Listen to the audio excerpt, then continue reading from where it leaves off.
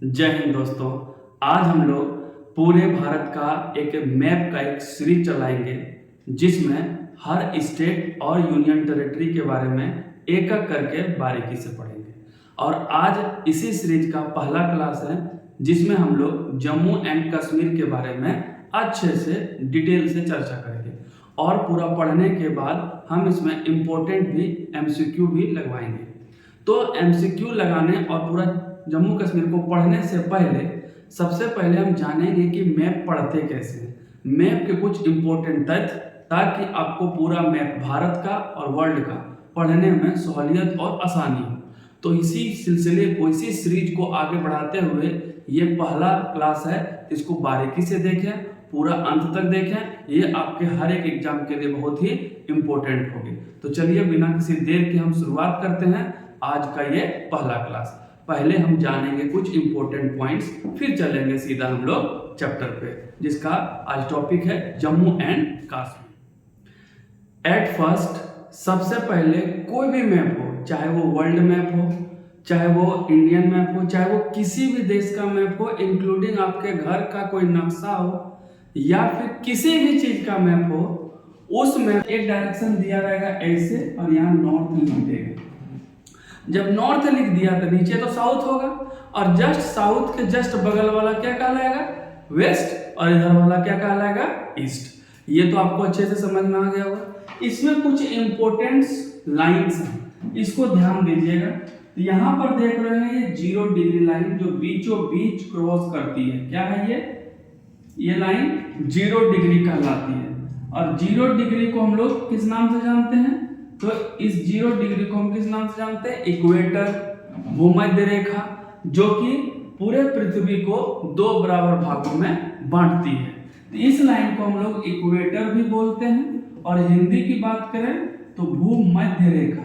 भूमध्य रेखा का मतलब इस पूरे भूमि को बीचों बीच बांटती है, इसलिए ऊपर वाला जो होता है नॉर्थर्न हेमिस्फीयर, जिसको हम लोग उत्तरी गोलार्ध कहते हैं, और नीचे वाला हिस्सा साउथर्न हेमिस्फीयर, जिसको हम लोग दक्षिणी गोलार्ध कहते हैं। मतलब पूरा गोला को गोलार्ध कर दिया, मतलब आधा आधा भाग में बांट दिया। ऊपर वाला हिस्सा उत्तरी गोलार्ध, निचला हिस्सा दक्षिणी गोलार्ध। इस तरह ये 2 बराबर भाग में बट जाते हैं। और सबसे बड़ी बात, हम लोग पहले पढ़ेंगे पृथ्वी के में भारत का नक्शा। तो भारत पूरी तरह से कहां पर सिचुएटेड है, तो नॉर्थ में। ये बात याद रखना। इसलिए आपको जब भी पूछेगा कि भारत किस गोलार्ध में है, तो उत्तरी गोलार्ध, जिसको हम लोग बोलते हैं इंग्लिश में नॉर्थर्न हेमिस्फीयर। इसलिए जब भी अक्षांश की बात हो तो या तो वो नॉर्थ नॉर्थ होगा, मतलब उत्तरी उत्तरी, या फिर दक्षिण दक्षिणी, क्योंकि ये पूरी तरह से नॉर्थ में, और ये जब हम बीचों बीच काटेंगे तो ये इधर कहाँ जाएगा, ईस्ट में। इसलिए इसका अक्षांश और देशांतर जो है या तो पूरी तरह से ईस्ट होगा या पूरी तरह से वेस्ट। लेकिन हम लोग मैप में जब पढ़ेंगे तो हम लोग आपको बताए थे कि कोई भी मैप में भारत का ऊपरी हिस्सा नॉर्थ, नीचे साउथ होता है। तो आपके हिसाब से जब हम अक्षांश और देशांतर ले रहे होंगे तो नॉर्थ और ये साउथ होना चाहिए, लेकिन यहाँ पर क्या है, नॉर्थ के जस्ट ऊपर है, इसलिए इसके सारे अक्षांश या तो नॉर्थ होंगे या फिर इधर होंगे, मतलब पूर्वी देशांतर में होंगे। आपको क्लियर होगा। फिर से एक बार समझा देते हैं। पूरे पृथ्वी को अगर कोई लाइन बीचों बीच काटती है तो उसको हम लोग भूमध्य रेखा बोलते हैं, जिसको इंग्लिश में इक्वेटर बोला जाता है, और इसका मान 0 डिग्री होता है। ऊपर वाले हिस्से को नॉर्थर्न हेमिस्फीयर, नीचे वाले हिस्से को साउथर्न हेमिस्फीयर के नाम से जानते हैं। और भारत पूरी तरह से कहाँ सिचुएटेड है, तो नॉर्थर्न हेमिस्फीयर में। और अभी जस्ट बताया आपको कि भारत नॉर्थर्न हेमिस्फीयर में सिचुएटेड है। तो नॉर्थर्न हेमिस्फीयर सिचुएटेड है, तो वहां पर अभी आपको जिक्र किए सिर्फ भूमध्य रेखा। लेकिन पूरे भारत को पढ़ने के पहले इस 3 रेखाओं के बारे में अच्छे से समझेंगे, क्योंकि इन 13 रेखाओं का जिक्र हर जगह आपको ज्योग्राफी में या फिर भारत मैप में हर जगह आपको देखने को मिलेगा। तो ये जो रेखा बीचों बीच जाती है उसको अभी जस्ट बताया भूमध्य रेखा, जिसको इक्वेटर के नाम से जानते हैं। ऊपर वाला रेखा को हम लोग बोलते हैं कर्क रेखा, और इंग्लिश की बात करें तो इसका नाम हो जाएगा कौन सा रेखा, तो ट्रॉपिक ऑफ कैंसर। और इसका जो वैल्यू होता है 23.5 डिग्री नॉर्थ। और ये नीचे वाले को मकर रेखा के नाम से जानते हैं, ट्रॉपिक ऑफ कैप्रिकॉर्न, और ये सेम डिग्री होता है लेकिन ये साउथ होता है। तो ऊपर वाला कर्क रेखा और नीचे वाला मकर रेखा, ये तीनों के बारे में अच्छे से समझते हैं। जो सूरज होता है सन, डायरेक्ट इस तीनों रेखाओं पर ही चमकता है, लेकिन इसके बाद रेखा में जो लाइट होती है सन की, वो तिरछी जाती है और इधर भी तिरछी जाती है। इसलिए सूर्य की किरणें लंबवत अगर बोला जाए तो यही तीन रेखाओं के बीच पड़ती है, मकर रेखा, कर्क रेखा और इक्वेटर के बीच। लेकिन कर्क रेखा पर साल भर में एक ही बार चमकती है, मकर रेखा पर भी साल में एक ही बार चमकती है, लेकिन जो इक्वेटर है भूमध्य रेखा, उस पर सूर्य 2 बार लंबवत चमकती है, एक बार इधर से जाते समय, एक बार उधर से आते समय। इसलिए सबसे ज्यादा गर्मी यहाँ पर होती है। ऐसे बोला जाए तो गर्मी ये दोनों क्षेत्र में बहुत ज्यादा गर्मी होते हैं पूरे पृथ्वी के कंपैरिजन। कहाँ पर? कर्क रेखा और मकर रेखा के बीच बहुत ज्यादा गर्मी होती है। इतने गर्मी होते हैं कि इसमें हर दोपहर 2 से 4 के बीच में लगातार बारिश होती है। इसके वजह से इसमें बहुत घने जंगल पाए जाते हैं, एवरग्रीन फॉरेस्ट जिसको बोलते हैं। बहुत ज्यादा बारिश होती है क्योंकि जितना ज्यादा धूप पड़ेगा उतना ज्यादा इवोपोरेशन होगा, और जितना ज्यादा इवोपोरेशन होगा तो पानी का तो टंकी भगवान जी रखे नहीं है, इसलिए वो हर दिन 2-2:30 बजे क्या होते हैं, बादल बनकर बरस जाते हैं, क्योंकि यहाँ इतना ज्यादा गर्मी। और यहाँ के पेड़ एकदम मोटे घने और इसके पत्तियां बहुत चौड़े चौड़े, क्योंकि ज्यादा सनलाइट एब्जॉर्ब करने के लिए बड़े पत्ते चाहिए, फिर उसका ट्रांसपिरेशन होता है, इसलिए वहाँ के जंगल बहुत घने और बड़े होते हैं, उसके शाखाएं बहुत मजबूत होती है, पत्ते चौड़े चौड़े होते हैं, इतने घने होते हैं कि सुबह जब धूप उगती है तो 11-12 बजे तक सूर्योदय होता है तो उसके अंदर लाइट जाती है, इतने घने ऊपर से डेंस होते हैं, और 2-2:30 बजे लाइट चली जाती है। बस कुछ समय 2-4 घंटे के लिए लाइट आती है, इतना लाइट पड़ती है कि प्रकाश संश्लेषण करने में उसको सहूलियत होती है, इसलिए घने होते हैं। और इसके बीच एवरग्रीन फॉरेस्ट बहुत ज्यादा मात्रा में पाए जाते हैं, जिसमें इंडोनेशिया, जकार्ता, फिर आपका ब्राजील वगैरह देश इसी रेखाओं के बीच में पाए जाते हैं। इसको वर्ल्ड मैप में आपको पढ़ना है। बस आपको याद रखना है कि सूर्य ये दोनों के बीच ही चमकता है। मान लीजिए कि सूर्य इक्वेटर पर 21 मार्च के दिन है, तो यह धीरे धीरे कहाँ जाएगा, कर्क रेखा की ओर, और ये धीरे धीरे ट्रेवल करते हुए 3 महीने के बाद वो 21 जून को कहाँ पहुंचेगा, कर्क रेखा मतलब ट्रॉपिक ऑफ कैंसर। तो यहां से आगे बढ़ते हुए कहां तक, यहाँ क्या आगे जाएगा, इसकी औकात बस ट्रॉपिक ऑफ कैंसर तक है, मतलब कर्क रेखा तक। इसके बाद सूर्य की किरणें तिरछी पड़ती है क्योंकि गोल है, और आप जानते हैं कि कोई गेंद पर डायरेक्ट टॉर्च मारिएगा तो जो सामने फेस होता है उस पर ज्यादा रोशनी पड़ती है, और ऊपर में तिरछी किरण जाती है, डायरेक्ट नहीं जाती है। इसलिए सूर्य की रोशनी डायरेक्ट पड़ेगी तो 21 मार्च से 3 महीने के बाद जून, उसके आगे नहीं जा पाएगी। इसलिए इधर के एरिया में तिरछी रोशनी पड़ती है, इसलिए इस एरिया में बहुत ज्यादा गर्मी होती है और ऊपर में ठंड होती है। लेकिन जब वो 21 जून को यहाँ पे होती है तो इस इलाकों में सूर्य की रोशनी के असर होने की वजह से इधर ठंडा ज्यादा होता है और इधर ठंडा कम होता है।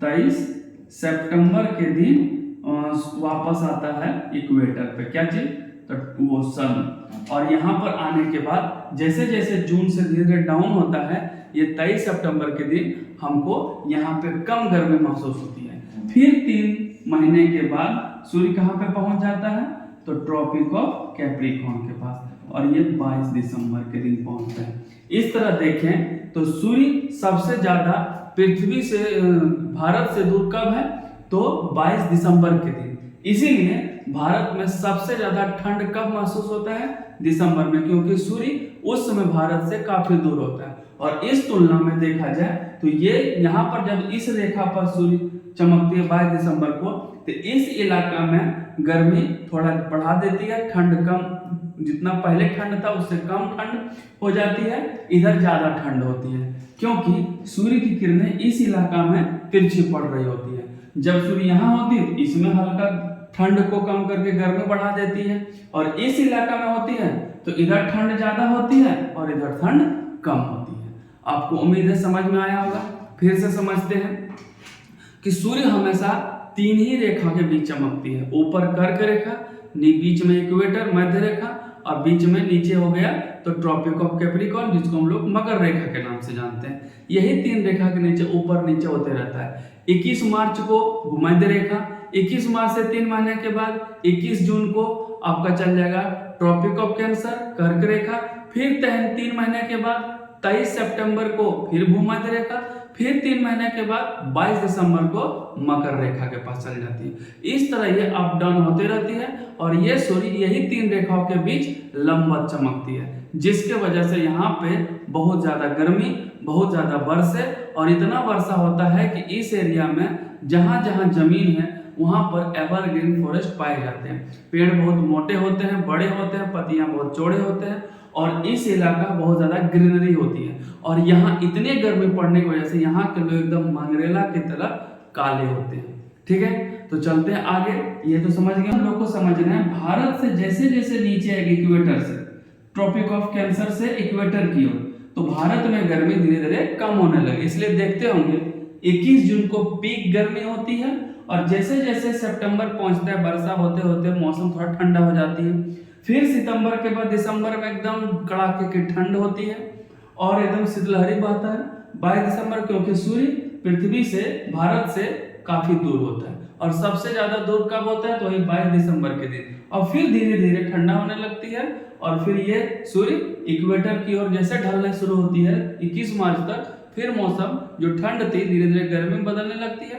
21 मार्च तक थोड़ा मॉडरेट हो जाती है और फिर 21 जून को फिर गर्मी हो जाती है। ये सिलसिला सालों भर चलते रहता है, साल बाय साल। इसलिए यहाँ पर मौसम बदलते हैं और मौसम बदलने का फेरा आगे वाले टॉपिक में जलवायु परिवर्तन में पढ़ेंगे। यहाँ बस मेरा मकसद ये था कि थोड़ा सा जानकारी देना ताकि आपको आगे दिक्कत ना हो। उम्मीद करते हैं आपको समझ में आया होगा।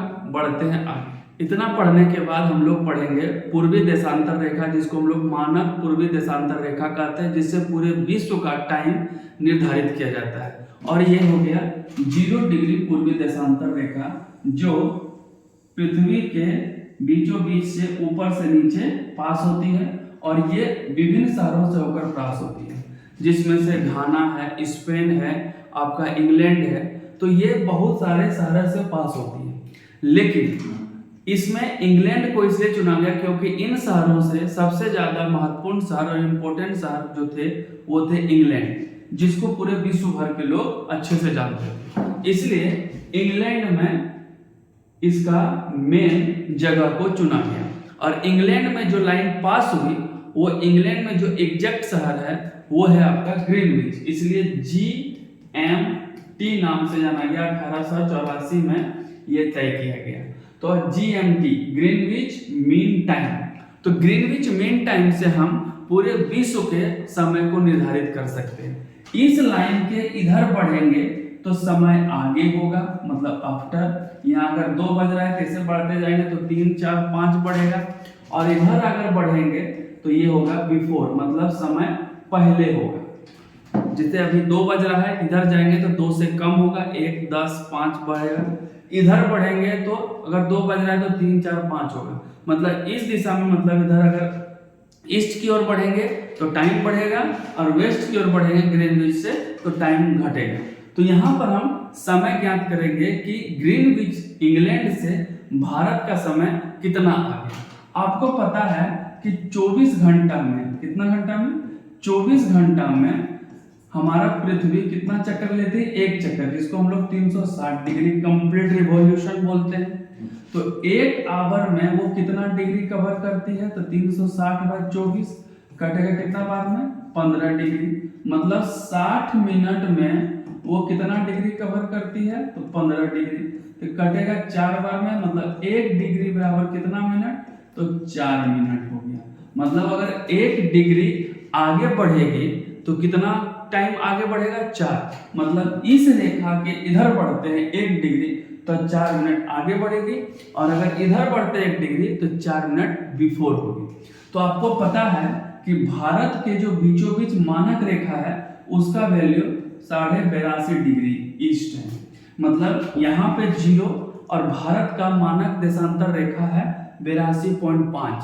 तो अगर इसको हम 4 से गुना करते हैं, कितना, 4 से गुना करते हैं तो 5 × 20, 0 बचा 2, 4 दूनी 8, 2 10, 8 चौक 32 और 1 33, मतलब 330 मिनट, जो कि कितना होता है 5 घंटा 20 मिनट के बराबर। 5 चौक 30 और 5 चौक 3.5 घंटा, 5 घंटा 30 मिनट, मतलब 5.5 घंटा इंग्लैंड से हम लोग क्या है आगे हैं। अगर यहाँ 12 बज रहा है दिन में, तो यहाँ पर 5:30 बज रहा होगा इवनिंग में, क्योंकि हम इंग्लैंड से 5.5 घंटा आगे हैं। इसलिए आपको याद रखना है कि 1 डिग्री कितने मिनट के बराबर होता है 4 मिनट। इसलिए ग्रीनविच से जैसे हम ईस्ट की ओर जाएंगे तो 4 मिनट बढ़ेगा, और ग्रीनविच से जैसे वेस्ट की ओर जाएंगे तो टाइम घटेगा। आपको उम्मीद है समझ में आया होगा। अब पढ़ते हैं नेक्स्ट टॉपिक पे। अब यहाँ हम लोग पढ़ेंगे मैप कितने तरह के होते हैं। बेसिकली मैप पढ़ने के लिए 3 तरह के होते हैं। एक होता है फिजिकल मैप, एक होता है पॉलिटिकल मैप, और एक होता है थीमेटिकल मैप। तो यहाँ पर एक एक करके समझते हैं। सबसे पहले पॉलिटिकल मैप। तो पॉलिटिकल मैप का मतलब हुआ कि जिसमें सारे राज्य और यूनियन टेरिटरी को बारीकी से बाउंड्री वाइज बांट दिया गया हो, जिससे उनका डिवीजन स्पष्ट तरीके से दिखता हो। इसी को हम लोग पॉलिटिकल मैप बोलते हैं, जिसमें पहाड़, पर्वत, नदी, झरना नहीं दिखाए जाते हैं, बस जमीन का बंटवारा करके स्टेट वाइज और यूनियन टेरिटरी को बांट दिया गया होता है। इसको हम लोग पॉलिटिकल मैप बोलते हैं। ये राजनीतिक मुद्दे से इसका इस्तेमाल होता है। लेकिन फिजिकल मैप की बात करें तो यहाँ पर उसके स्टेट और यूनियन टेरिटरीज का डिस्ट्रीब्यूशन मतलब बंटवारा नहीं होता है। यहाँ पे पर्वत, नदी, झील, झरने सारे चीज को दिखाए जाते हैं और उसको कलर वाइज दिखाए जाते हैं, ताकि स्पष्ट तरीके से उसके बारे में जानकारी मिल सके। और ये पॉलिटिकल मैप से फिजिकल मैप ज़्यादा जानकारी देता है।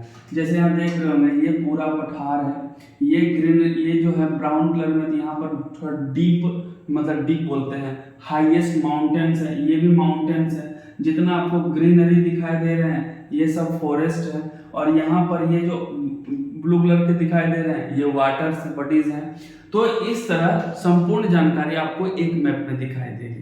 और ये हो गया थीमेटिकल मैप, मतलब कोई एक खास चीज को जब मैप में दिखाई जाती है तो उसको थीमेटिकल मैप कहते हैं। जैसे इस मैप में नेशनल पार्क को दिखाया गया है, जैसे यहाँ पर नेशनल पार्क है great Himalaya national park, Corbett national park, Sariska national park. तो इसमें नेशनल पार्क को एक मैप में दिखाया गया है। कभी पूरे रेलवे लाइन को दिखाया जाएगा, कभी आपके झील को दिखाया जाएगा, कभी पूरे पर्वत को दिखाया जाएगा। मतलब किसी खास चीज को जब एक मैप में दिखाया जाए तो उसको हम लोग थीमेटिकल मैप कहते हैं। फिर से एक बार, पॉलिटिकल मैप का इस्तेमाल सिर्फ राज्य को स्पष्ट तरीके से जानने के लिए और बंटवारे के रहते हैं, इसमें संपूर्ण जानकारी नहीं मिलती है। लेकिन फिजिकल मैप में राज्य और यूनियन टेरिटरी का बंटवारा नहीं होता है, लेकिन इसमें पहाड़, पर्वत, नदी, झरने सबको कलर वाइज अच्छे से बारीकी से दिखाए जाते हैं, जो कि पॉलिटिकल मैप से ज़्यादा यूजफुल होते हैं। और थीमेटिकल मैप जो होते हैं उसमें किसी खास चीज़ जैसे रेलवे स्टेशन या फिर झील या नदी या इम्पोर्टेंट नेशनल पार्क, इम्पोर्टेंट नदियाँ, ये सबको एक मैप में एक ही चीज़ को दिखाया जाए तो उसको हम लोग बोलते हैं थीमेटिकल मैप। इस तरह ये तीनों मैप हमारे लिए बहुत ही उपयोगी होते हैं। बढ़ते हैं आगे। ये मान लीजिए पृथ्वी का ग्लोब है, ये बीचों बीच गया इक्वेटर 0 डिग्री, ये हो गया ट्रॉपिक ऑफ कैंसर, ये हो गया ट्रॉपिक ऑफ कैप्रिकॉर्न, कर्क रेखा और मकर रेखा। भारत यहाँ पे सिचुएटेड है और बीचों बीच जो लाइन जाती है उसको 0 डिग्री, ये हो गया आपका जो देशांतर, और ये हो गया इक्वेटर अक्षांश। तो ये लाइन और ये लाइन, मतलब ये हो गया ऊपर वाला नॉर्थ, नीचे वाला साउथ, ये ईस्ट और ये वेस्ट। तो देखें तो भारत पूरी तरह से नॉर्थ में और ईस्ट में, इसको हम लोग नॉर्थ ईस्ट में बसा हुआ है। तो ऊपर वाला सिरा और निचला सिरा दोनों नॉर्थ में, और ये वाला सिरा और इधर वाला सिरा ईस्ट और वेस्ट पूरी तरह से ईस्ट में। अक्षांश और देशांतर की बात करें तो, और आपको पता है कि देशांतर और अक्षांश ऊपर नीचे होते हैं। जैसे कि यहाँ पे ये ऊपर से और ये नीचे से जो लाइन ऐसे ऐसे जाती हैं उसको हम लोग अक्षांश बोलते हैं, जिसको लेटीट्यूड के नाम से जानते हैं। और ऊपर से नीचे ऐसे ऐसे जो लाइन जाएगा उसको हम लोग देशांतर, जिसको लॉन्गिट्यूड बोलते हैं। तो आप देख रहे होंगे ये लाइन और ये लाइन यहाँ पे ऐसे बसा हुआ था जो ईस्ट में, तो ये भी ईस्ट होगा और ये भी ईस्ट होगा। लेकिन आपको बताए थे कि कोई भी मैप का इधर वाला ईस्ट इधर वाला वेस्ट होता है, तो मैप का डायरेक्शन होगा।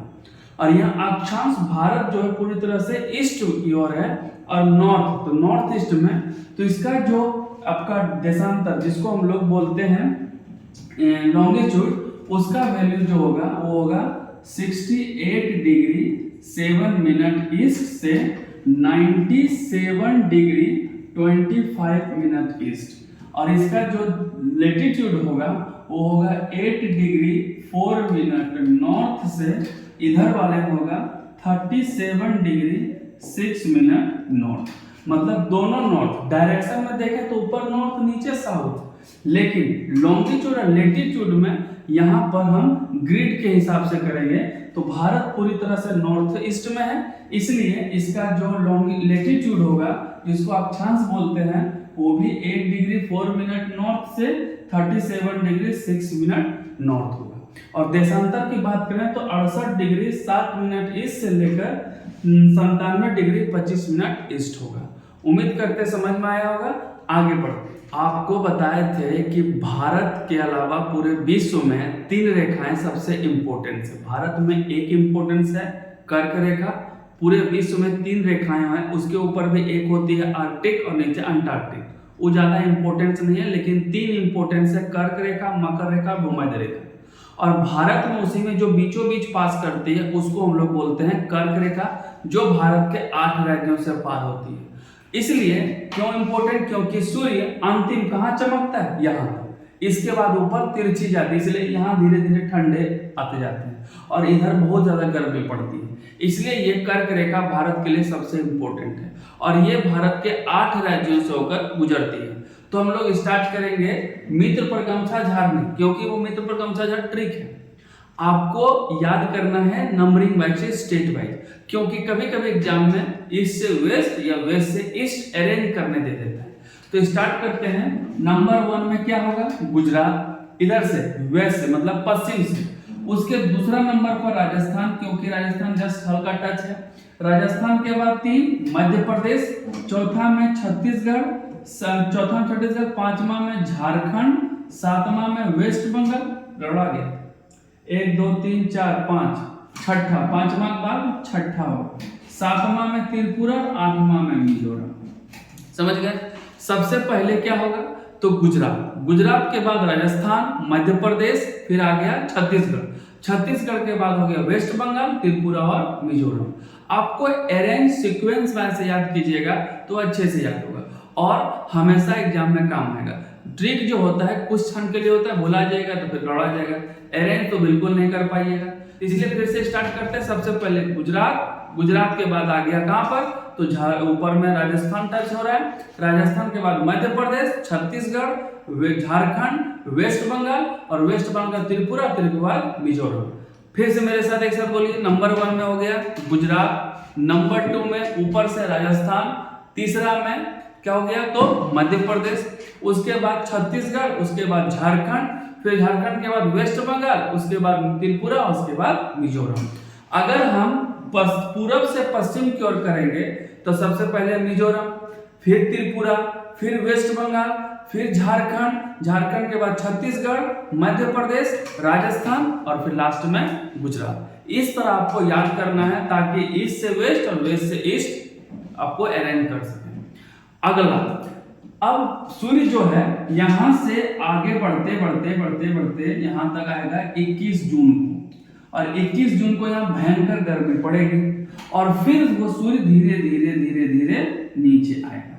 तो आपको यहाँ पर देख रहे हैं कि ये जितने शहर हैं वो एक बार जाते समय हाय हेलो करेगा शहर को और एक बार आते समय। इसका मतलब एक बार जाते समय गर्मी पीक होगी, एक बार आते समय, लेकिन इस रेखा पर गर्मी एक ही बार महसूस करेगी, वो है पीक टाइम जून। जैसे हम मान लीजिए रास्ते में जा रहे हैं और कोई डेस्टिनेशन पे पहुंचना है, वहां बीच में कोई दोस्त मिला और वो दोस्त से एक बार जाते समय मिल लिए और डेस्टिनेशन पे पहुंचे, वहां पे जिससे मिलना है मिल लिए, फिर वापस आए, फिर वो दोस्त मिल गया, फिर हम लोग घर आ गए।